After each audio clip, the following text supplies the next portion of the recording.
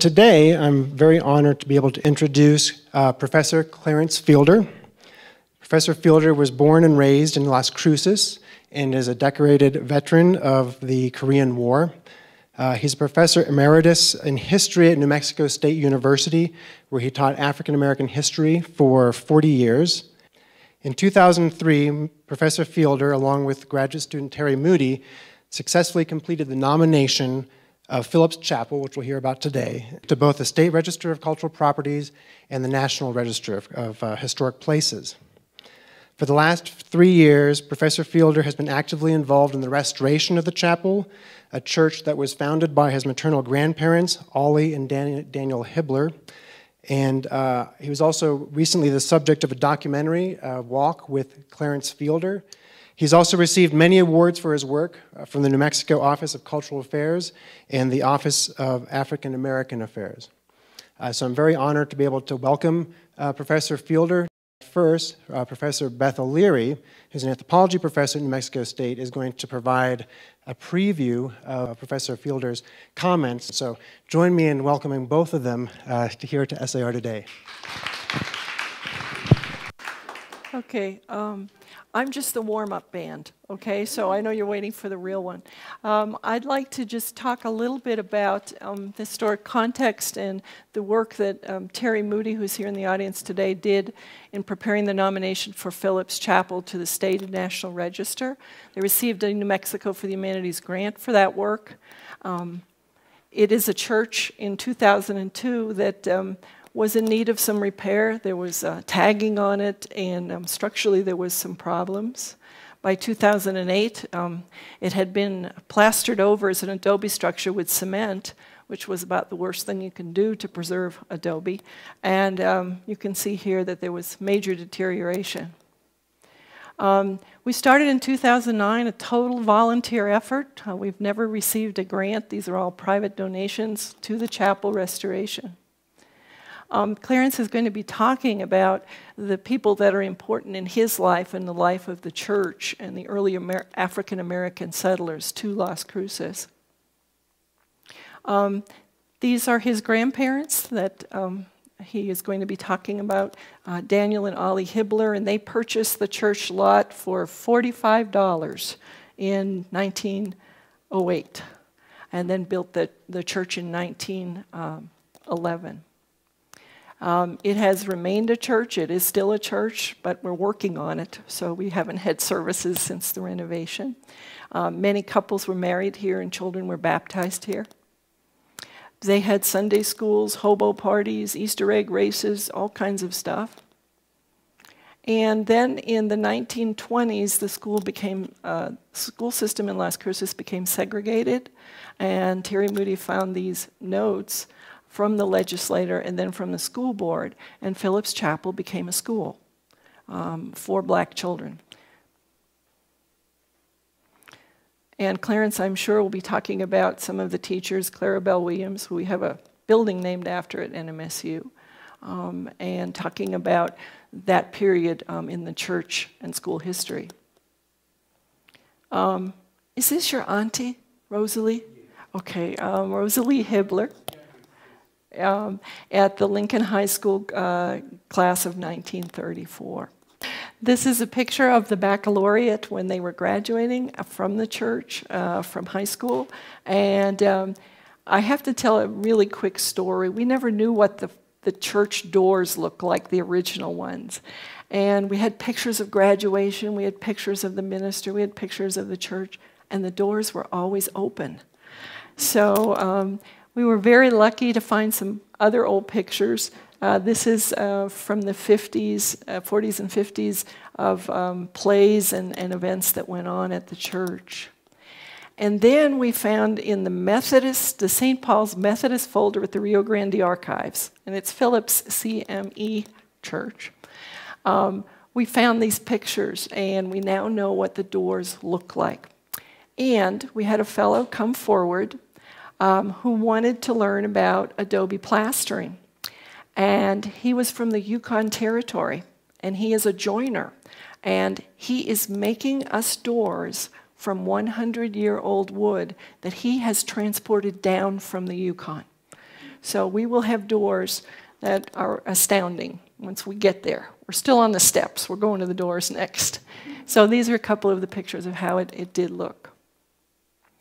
Again, it celebrated its 100th anniversary, and the damage there meant that we had to remove the cement and redo all the adobe. We had experts like Pat Taylor from Las Cruces, Ron Taylor, a group of us who got together and learned how to do this. I always say it's one handful of mud at a time to restore the church. And for 3 semesters, the Doña Ana Community College had a class on adobe preservation. That no longer, unfortunately, exists, but we had students working on it. So now it's an all-volunteer effort. And you can see in that upper left-hand picture, we're almost there. Our theme song I attribute to Gertrude Boyer, Clarence's sister, who played the old hymn, Farther Along. And that's kind of our theme here. So we're working on finishing the windows and doing the restoration work. We were part of the National Trust, This Place Matters. We didn't win, but we tried hard. And we had the Muddy Hands Blues Band, which is my husband's blues band. They got their name after working there. Give concerts. We've had the gospel choir, NMSU, give a Christmas concert. And we're very blessed to have a lot of people that have been involved in this. I don't think we could do this restoration without the donations and the volunteer labor. So this is my last pitch. If you're interested in donating or helping us out at all, we would really appreciate it. And now I'll turn you over to the main guy. Okay. Thank you very much, and thank you all for coming out. This is an amazing building. Everybody thinks it's just a little old adobe shack and everything like that, but it has a great history. It was built in the early 1900s. It's made out of adobe. Recently, as she told you, we thought that we were going to do some repair work on the south side, repair the plaster, but when they took the plaster off, they found out that the adobes had deteriorated. People didn't know that if you put cement plaster on adobe, well, the water gets behind there and the adobe will deteriorate. And that's what had happened with our little church. And it's a wonder that the wall hadn't fallen in, but for some reason, I guess God was just with us and the wall didn't capitulate. And so now they've been able to repair the wall, and it was a good thing because they didn't have an adobe class about adobe repair at Doña Ana branch, and they put in class, and I think they had the class for 3 semesters, but they don't have it anymore. But the community came together, and people volunteered. They're still volunteering on Saturdays, and sometimes on Wednesday nights you go by there and you'll see the lights on and people are in there working. They've redone the windows, repainted them. One lady took the windows apart altogether. She sanded them and everything, and now she's put them back together. And the glass company donated the glass to put in paint, unbreakable, or put in glass in the windows, and so now we have new windows. I think they finally got the last 2 in about 2 weeks ago. But it's amazing. If you ever get a chance to drop by and look at the church. And Stout Flooring Company went in and sanded the floors down to the original grain. They're beautiful. They're just plain wood, and they stained them, or they look like they put clear varnish over them. And so the floors are all ready. Now we've got to get the carpet to go down the middle. So we guess we'll do red carpeting again. But the building is amazing. The acoustics are perfect. If you go in there and you talk, you don't need a mic. Your voice carries. I don't know how people in 1910, 1911, early 1900s knew how to plaster the interior of a building so the acoustics are so perfect. But the building is amazing. Now let me talk a little bit about blacks in Mesilla Valley.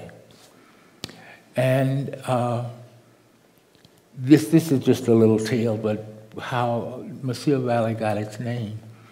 And like they said, the Spanish explorers were going through, and one got to the top of the hill or the mountain, and he asked his fellow explorer, "What do you see?" And he said, "Mesilla Valley." And so they called it Mesilla Valley. Now, I think that's just a little tale that they tell, but it fits perfectly. And so they have, we have a name for our valley. And blacks came to the valley real early. When Francisco de Sosa and Juan de Oñate came, they brought some slaves and some free with them. Don Diego de Vargas was accompanied by his black drummer, Sebastian Rodriguez. And on the way north, explorers coming out of Texas, and they had to pass through Mesilla Valley. And so it became a pathway north. And so a lot of people, some people stayed, some people moved on and went to other areas. The first black, one of the first blacks that came to the area was a black barber by the name of Albert Ellis. And he came and he opened a shop, they said, in an excellent spot for gathering information on the various plots that were being hatched in this area, because it was a turbulent area at the time. But in the fall on Main Street in 1895, there had developed a dividing line between the Republicans and the Democrats. I'm sure you've heard of the fights between the Democrats, and it was like a little war. And so blacks participated in that. In 1896, Emory Douglas Williams, they called him E.D. Williams, he arrived in Las Cruces. He had come from Chicago with his wife, and they first lived in a tent on the banks of the Rio Grande because he was suffering from tuberculosis. And a lot of people came to the area with tuberculosis. He and his wife, especially his wife, Anna, they purchased a lot of property, and they still own, some of their relatives still own the property that they purchased in Las Cruces. They had, he first built a barbershop at 818 North Mesquite Street, which is called the Murillo property. Later on, he became an assistant surgeon at arms at the New Mexico House of Representatives. He was active in politics in the area. This, maybe I shouldn't say, but he was a...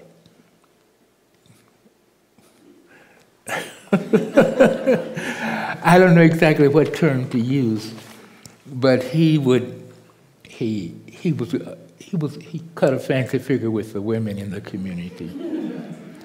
And his wife, Anna, every year he would buy a new car, but he didn't allow her to ride in the car.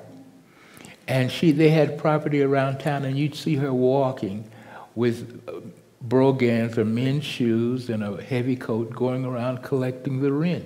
She was very wealthy, they said. She would make the statement, she never was beautiful, but she had the fur coats and the clothing that she needed. She could get anything she wanted. And as I told you, every year he bought a brand new car, but she was not allowed to ride in the car. When he allowed her finally to buy a refrigerator, she couldn't put it inside the house. It was outside the house under a tree. She could hook it up to the electricity, but she couldn't put the refrigerator in the house. And he died, and guess what the first thing she did? She bought a car.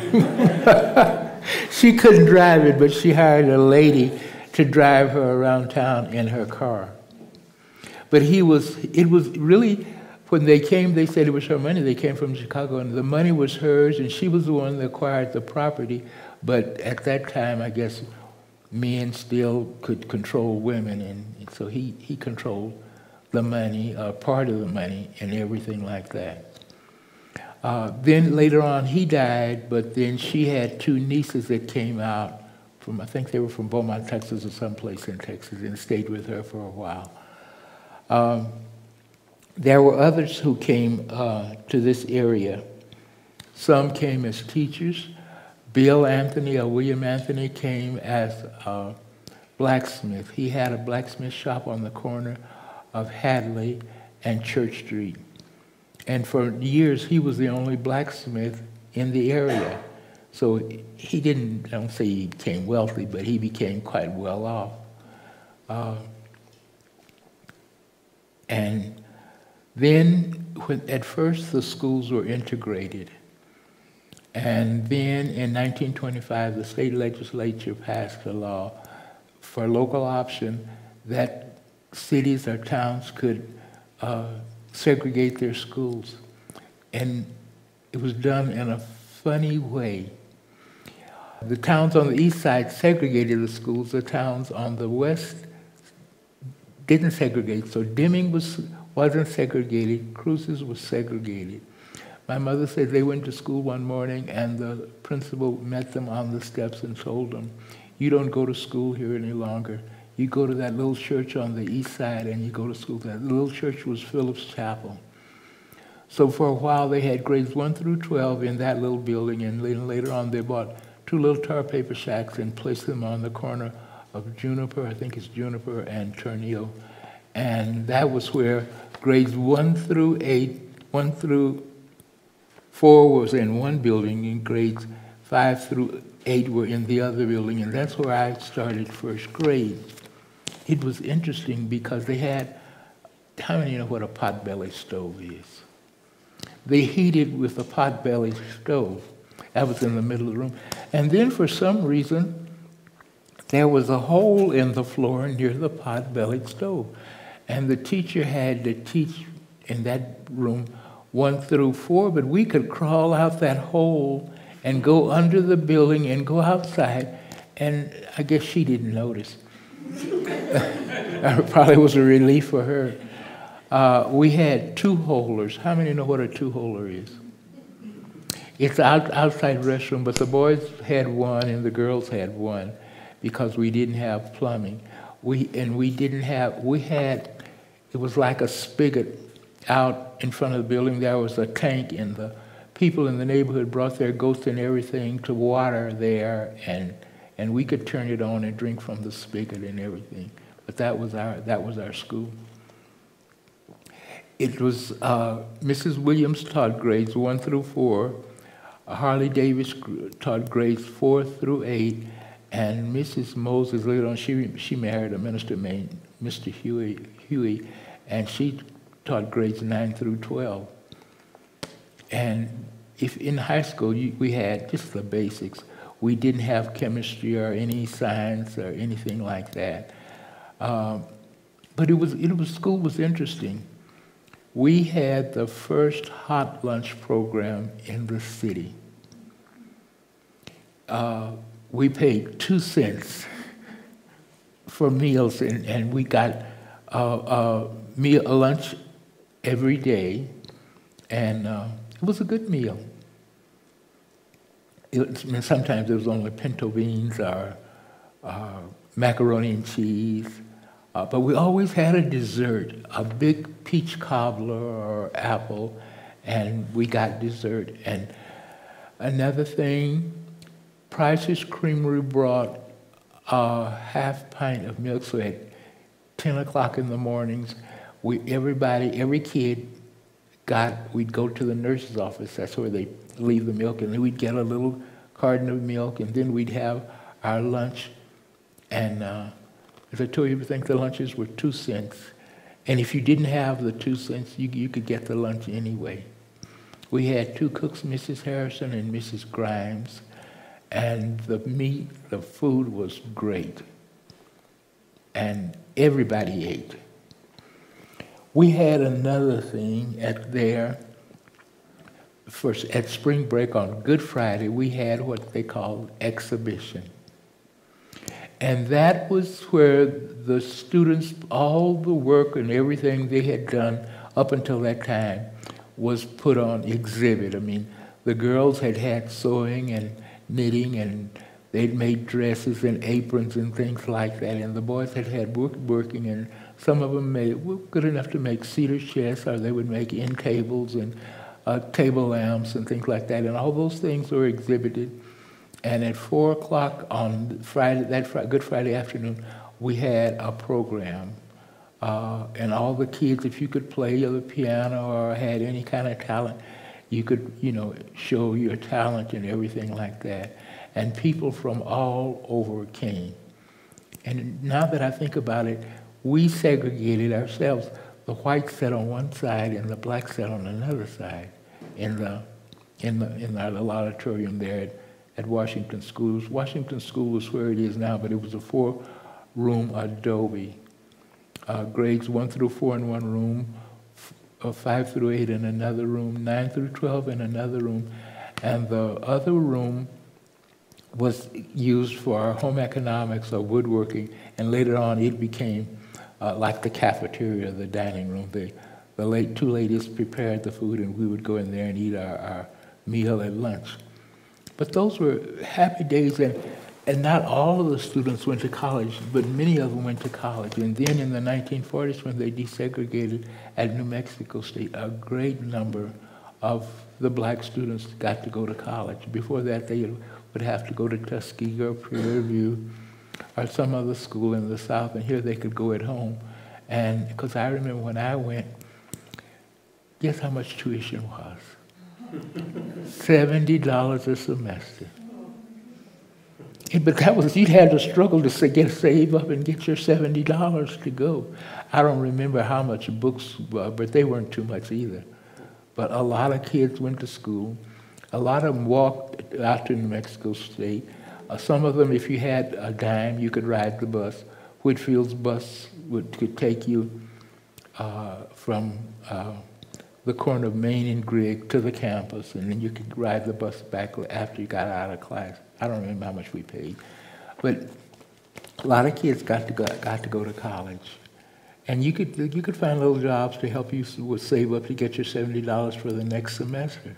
So many kids went to college that otherwise wouldn't have gotten a chance to go, and because other than that, because blacks, if the students would have to go to Prairie View or Tuskegee or some other college in the South, and that was expensive for a parent to send a child away to school because you'd have to pay room and board and everything like that. So when they desegregated New Mexico State, that was very beneficial. Then in the 40s, well, earlier, off and on, different things had happened, and they'd brought in the military. But in the 40s, when World War II started, they opened up White Sands missile range.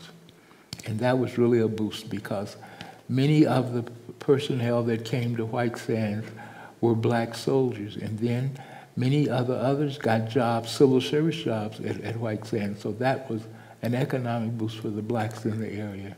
And still, many of them still work out there. And so we've kind of been fortunate around here with things like that.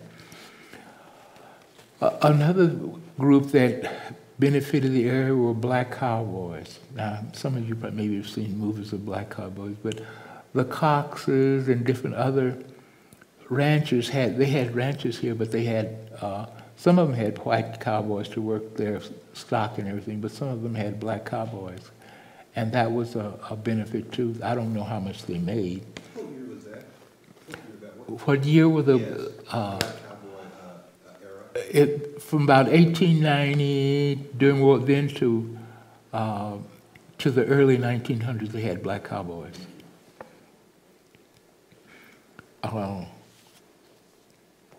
They were.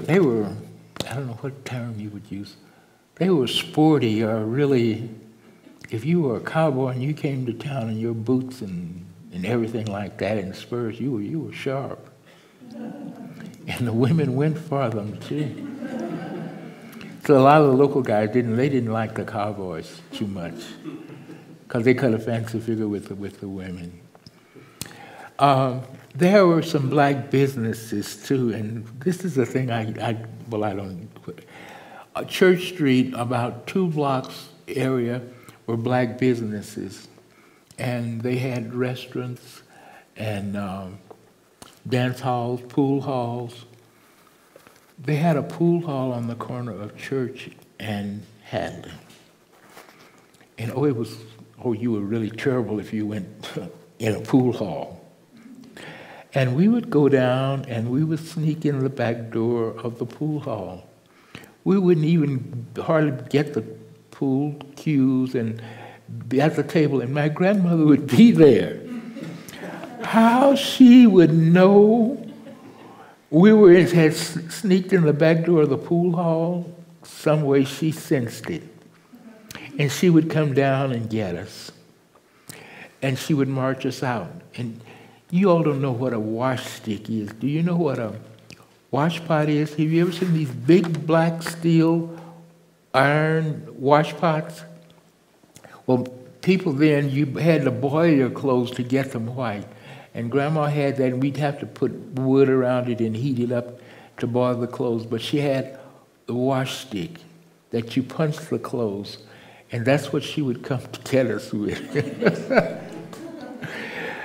She never hit anybody because she just said, "Young man, get out." And we'd go. Kids didn't argue back with the parents then or not, whatever. Because they would paddle you, but I didn't see many kids get paddled because they wouldn't mind. If your parents say do it, you did it. And that was just so amazing later on that kids would argue with their parents. Early days, you didn't argue with your parents. Now, they showed you pictures of our church, but for a while, Phillips Chapel was the only church. And then about 1913, they built Bethel or Second Baptist Church. But our church was it was the social center for the community. We had things on Saturday nights and different times. We had, a hobo. How many have ever been to a hobo party? You don't know what a hobo party is? Well, you go around and ask the people in the neighborhood, you tell them you're going to have the hobo party, and ask them, what would they give? They could give a sandwich or apple or orange or something. And then you'd get the kids from your church, you would go from house to house, and they would give you a little handout as you go by. Then we would go back to the church, and everybody would spread out the stuff, and you'd share what you'd got from the other place. And have kind of like a picnic. But that's a hobo party. And that was really a great thing to go to a hobo party. And so the church was the social center. Then we did another thing, and I don't understand it. It's like a clothing race, but there's a pile of clothing there and a pile of clothing there. And you have 2 persons. The person here races down there, and the one here races there, and you see who can dress the fastest, and then you dress, and then you run back to the other thing and undress. And, well, that was things to do. And that was I don't know what the other, but those are some of the things. We had a lot of activities at our church that they had for the kids to do. And it was just, I don't ever remember. Maybe there were some kids that got into trouble, but you didn't hear about juvenile delinquents because the parents had good control of them. And it was just fun, the things that we thought it was fun. I guess now it would be nothing. And the kids wouldn't participate in such activities, but we would look forward to the weekend because we didn't know who's going to have the party or who's going to do this and who's going to do that. And it was fun.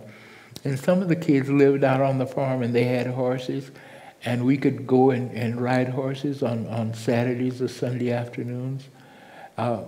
they had, Mr. Harrison had horses, and they had one horse, they called him Dent. Now, I don't know why his name was Dent, but that was the most patient horse you ever saw. 3, 4 kids get on his back and ride, and he wouldn't step in a gopher hole. If he got to the gopher hole, he would put his foot and just wait. So we never slid off the horse or anything like that, but Dent was really a good horse. And we look forward to go riding or whatever that time. And Mr. Harrison would let us, ride his. Well, he had kids too, so they would go with us too. But then Mr. Jackson had a horse, and he was, I forgot what we called him, but he was, we would ride 2 blocks down and 2 blocks back. He would take us down, but he wouldn't turn around and come back. You would have to get off and lead him back. He just had an attitude. But the other horses, you could turn them around and they would walk back. And we never did. I don't know why we didn't race horses, but we would just go along slowly. And that was fun on weekends. It was something to do. And then you got an allowance. And I got an allowance of 25 cents. And when I got old enough to smoke, I could buy me a pack of cigarettes, 25 cents. I think I bought one time. Because with my allowance of 25 cents, if I bought the cigarettes, that's all I could do. If I didn't buy cigarettes, I could go to the movies for I could do 5 different things with that 25 cents. Otherwise, I'd be real cool standing on the corner with my pack of cigarettes and everybody else is going to the thing, putting a nickel in the jukebox or going to the movie, doing something with their 25 cents. So I didn't smoke. I said, I'm not letting all my 25 cents go up and smoke. And other kids going to the movie and everything, and here I'm cool on the corner with my cigarettes. So I didn't smoke. But growing up in Cruces, it was fun. And I think kids use their imagination more. My sister and I were talking today about the things, and kids some of them were very, very poor. But when they talked about their homes, some of them only had 2 rooms or 3 rooms.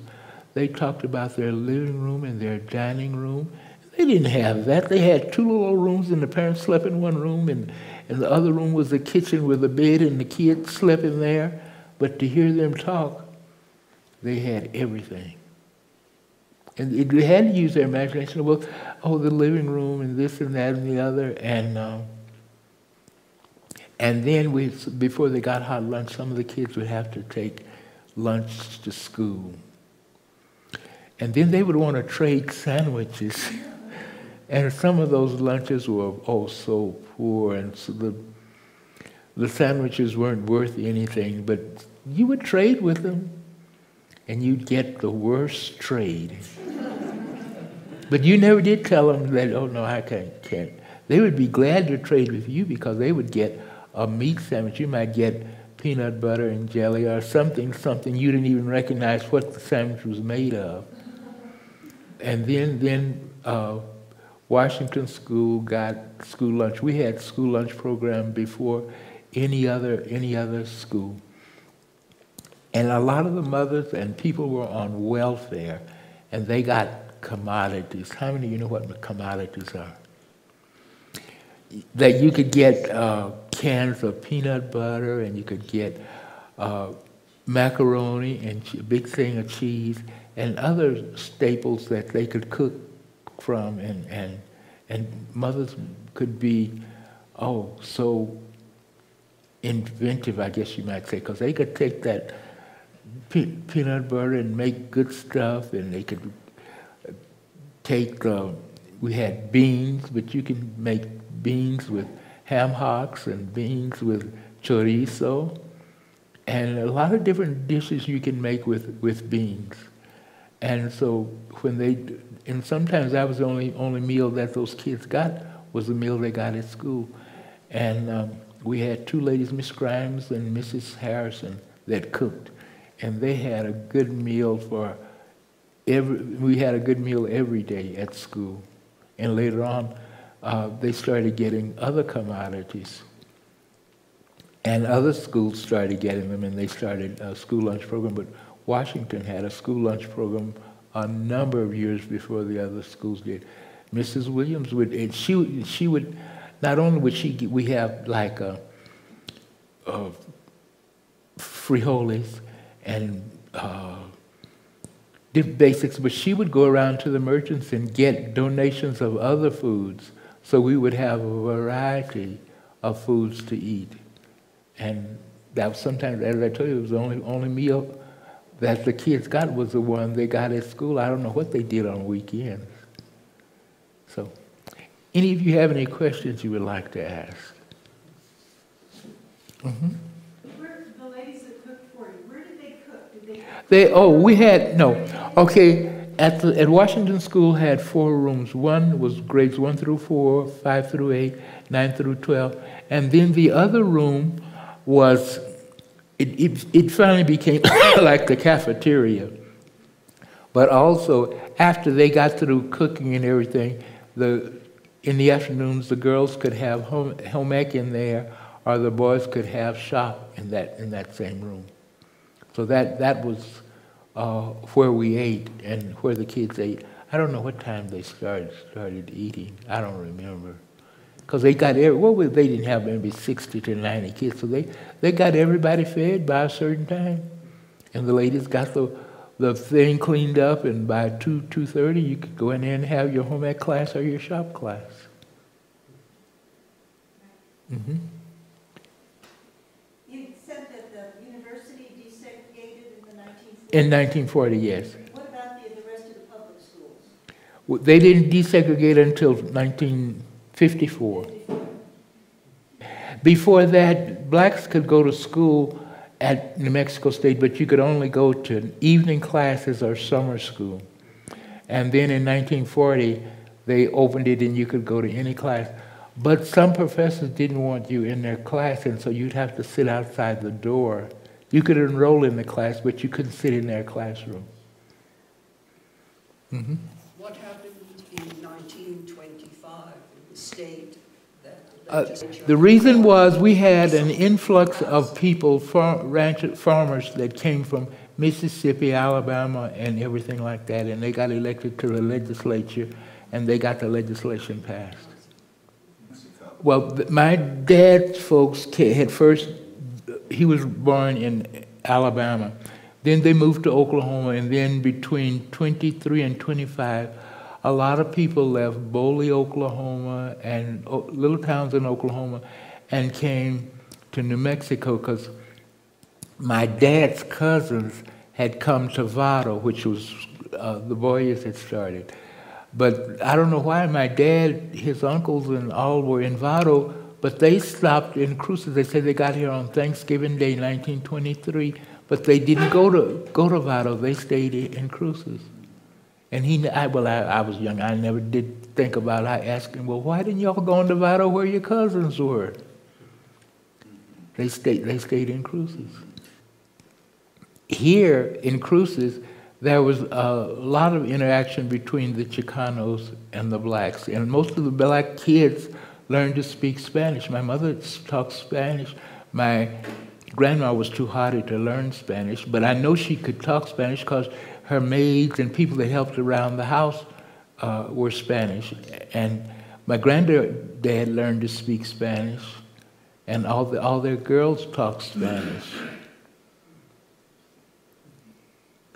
One other thing I didn't tell you,